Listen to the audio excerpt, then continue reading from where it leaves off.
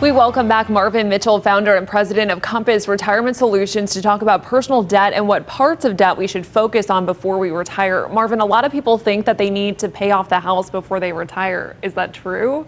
You know what? It's not a bad idea, but it's not. It's no longer a horrible thing if you don't have a mortgage paid off. I mean, you think about it. Sometimes, especially just a year ago when interest rates were so low, it made more sense to have a mortgage with a low interest rate, and you can invest that money and make a lot more money.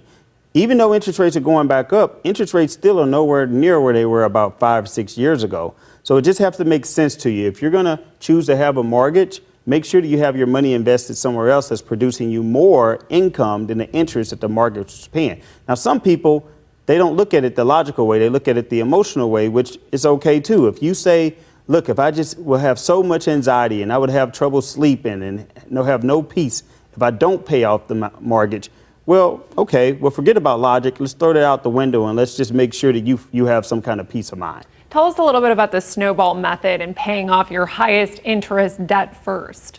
Yeah, there's two different schools of thought to do it.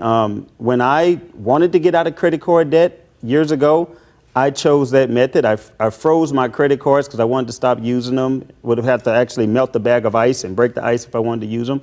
But then what I did was I said, okay, which one is I did the lowest balance. And once I did the lowest balance, I paid that off, and then I snowballed it to the next highest balance and then the next highest balance.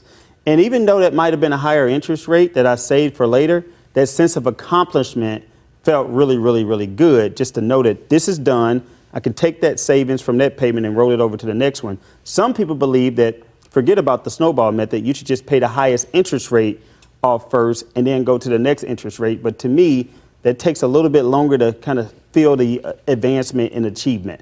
Some good advice, though, for sure. So your book, rather, Retire Early, it outlines Social Security concerns. Oh, yeah. It outlines what to do with debt. Tell us about that. Yes, so the book is called Retire Early, the 9 Critical Decisions When Retiring Before 65.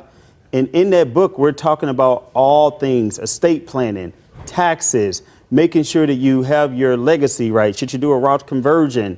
All of those things are what we're talking about in that book. And you can get it at RethinkingRetirement.net.